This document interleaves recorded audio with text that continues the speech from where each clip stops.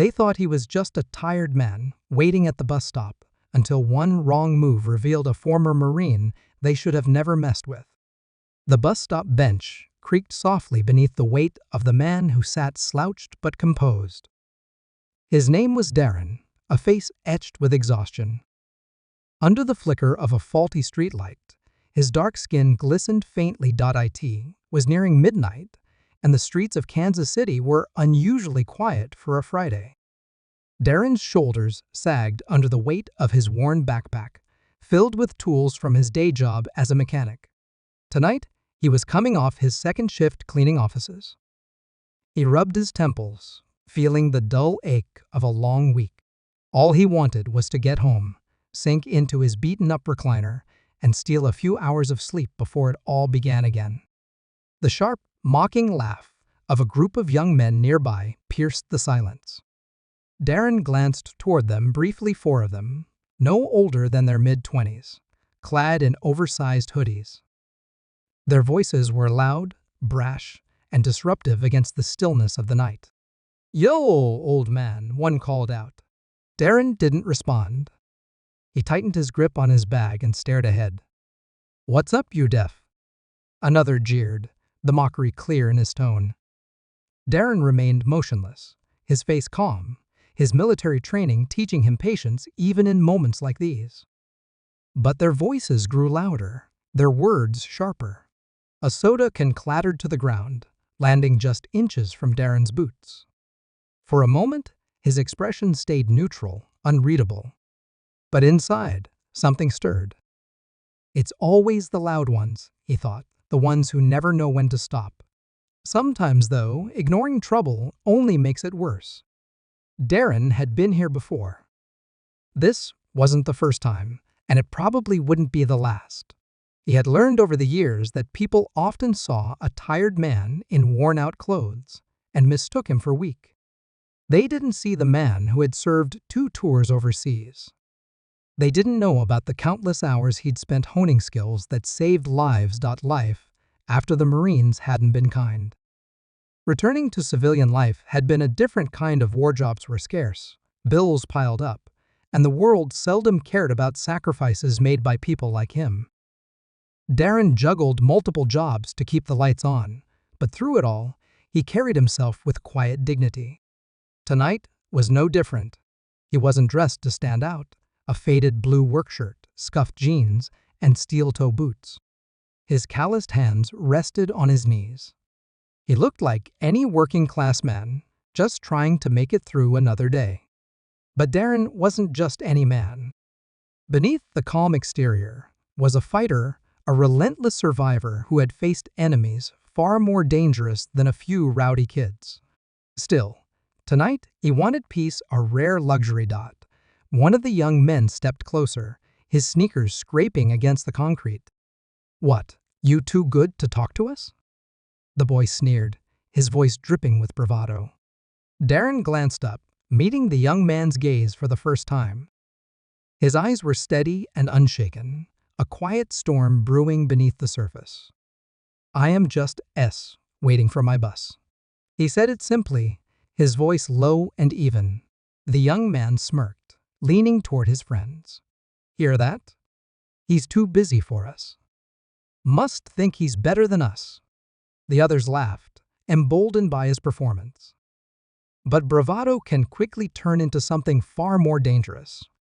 The laughter echoed through the empty street, bouncing off the walls of nearby buildings.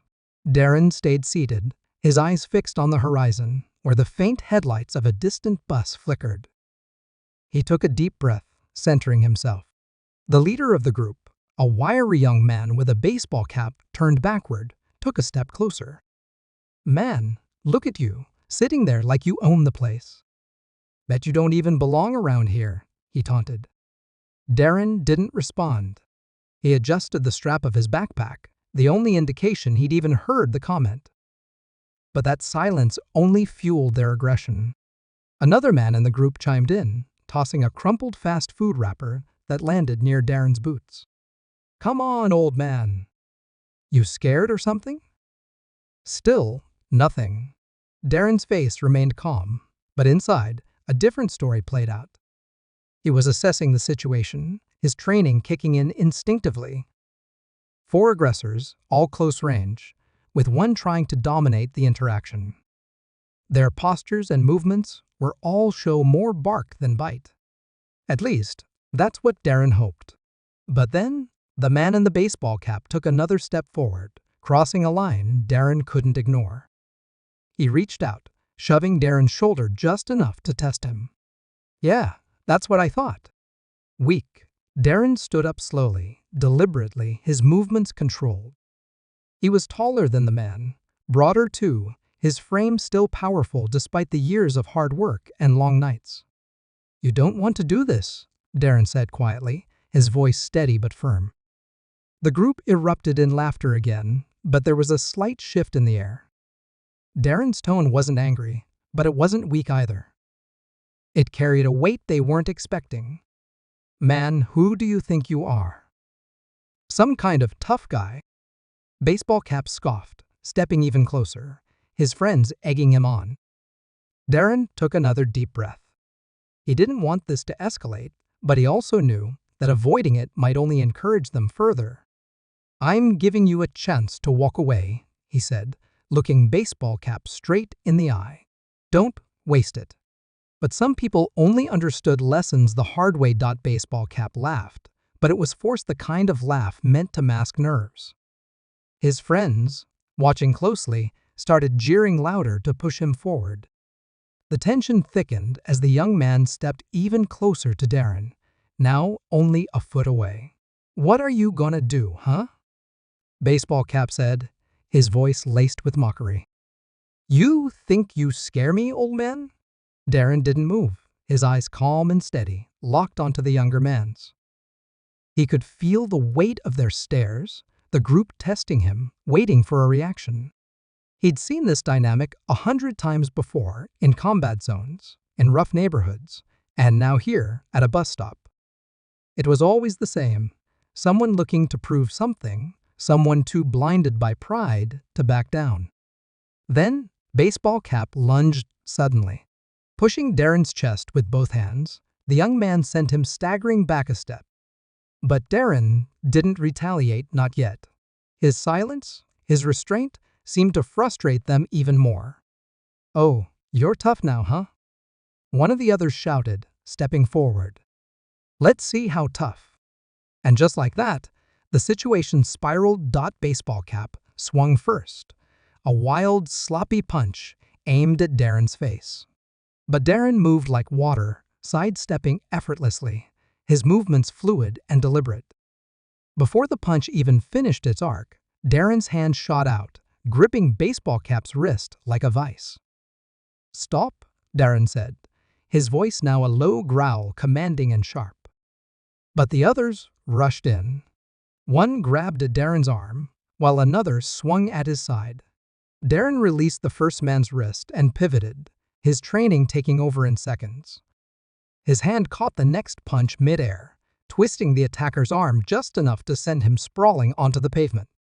The third man hesitated, but lunged anyway, and Darren spun him around, using the man's own momentum to knock him off balance. The scuffle wasn't loud or dramatic, it was precise, controlled. Darren wasn't trying to hurt them, he was trying to end it.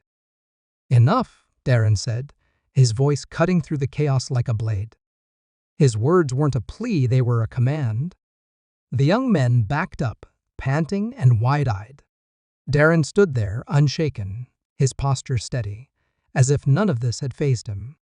The silence that followed was deafening, a stark contrast to the chaos just moments before. But silence often speaks louder than words, and the lesson wasn't over yet. The young men stood frozen, their bravado evaporating into the cool night air. Darren's presence, now towering and unshakable, seemed to root them in place. Baseball cap nursed his wrist, eyes darting between his friends and Darren. He wanted to say something, to salvage the scraps of his pride, but no words came. Darren's gaze swept across them, calm but unyielding. "You're lucky," he said finally, his voice steady and firm, "because I've had a long day, and I don't have the energy to teach you what real pain feels like." The words landed heavily, not because they were loud, but because they were true. Darren had fought in places where survival meant quick decisions and decisive action. He'd seen things that had stolen pieces of him he could never get back. These boys didn't know the line they'd almost crossed. Baseball cap, desperate to save face, spat at the ground near Darren's feet. "Whatever, man. You ain't special." Darren stepped closer, his movements slow and deliberate. He stopped just inches away, leaning down so that his face was level with the young man's. "I'm not special," he said, his voice low and even. "But I've seen what happens to people who think they're untouchable. Trust me, you don't want to find out." The others shifted nervously, glancing at each other, their confidence crumbling. Darren didn't raise his voice. He didn't need to. His calm was more intimidating than any shout could have been. "Now," Darren continued, straightening his posture, "I suggest you take this as your warning," Darren said, his voice steady but firm, "and walk away while you still can." The group hesitated, their youthful arrogance clashing with the unmistakable reality that they were outmatched. Finally, one of them muttered, "Let's go," and started backing away. The others followed, dragging their feet and throwing half-hearted insults over their shoulders to save face. Darren watched them until they disappeared down the block. He exhaled slowly, rolling his shoulders to release the tension. He wasn't angry, not anymore. What he felt was something deeper, a mix of pity and frustration. He'd seen too many young men like them, blinded by their need to prove something, often learning the hard way that the world didn't owe them anything. As the distant rumble of the bus approached, Darren sat back down on the bench, picking up his bag. The night felt a little heavier now, not because of what had happened, but because of what could have. For Darren, the lesson wasn't just for them. It was a reminder for himself, too. The bus arrived with a low hiss, its doors folding open like a reluctant sigh. Darren climbed aboard, nodding politely to the driver, and made his way to an empty seat near the back. He dropped his bag on the floor and leaned back, staring out the window as the city lights blurred into streaks of yellow and white. The adrenaline had faded, leaving only the familiar weight of exhaustion. He wasn't proud of what had happened, but he wasn't ashamed either. He had given those young men every opportunity to walk away. What they'd gotten was the gentlest version of a lesson he could teach. As the bus rolled through the quiet streets, Darren thought about the choices people make. The young men had been looking for trouble, and they'd almost found more than they could handle. He wondered where they were now, if they were laughing it off, or if any part of what had happened would stick with them. For Darren, the moment wasn't just about them, it was a reflection of his own journey. Life had thrown its punches at him too, testing his resolve in ways those kids couldn't imagine. But through it all, he learned the value of restraint, the strength it took to choose peace when the world seemed determined to provoke conflict. A soft voice interrupted his thoughts. "Long night, huh?" The bus driver glanced at him through the rearview mirror. Darren chuckled faintly, nodding. "You could say that." The driver gave a knowing smile and turned back to the road. Darren shifted in his seat, letting the hum of the engine soothe his mind. As the bus neared his stop, he stood, slinging his bag over his shoulder. Stepping off into the cool night air, he walked the last block to his apartment. The small, modest space greeted him with the familiar creak of the floorboards. He set his bag down and collapsed into his recliner, staring at the ceiling.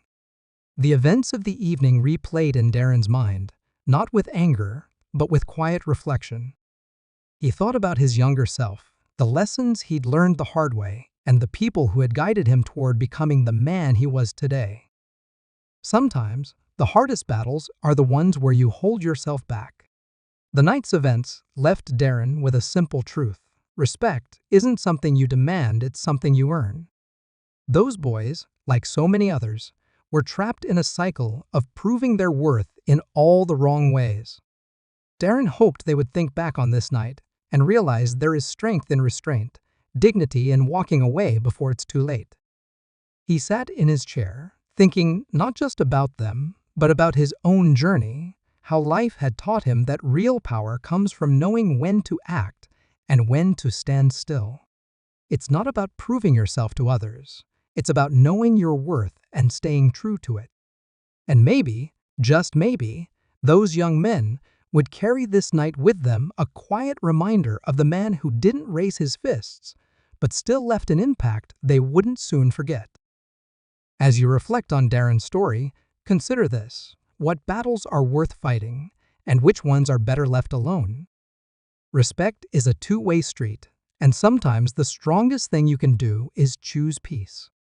If this story resonated with you, share it with someone who might need to hear it. And don't forget to subscribe for more stories that challenge, inspire, and remind us of what truly matters.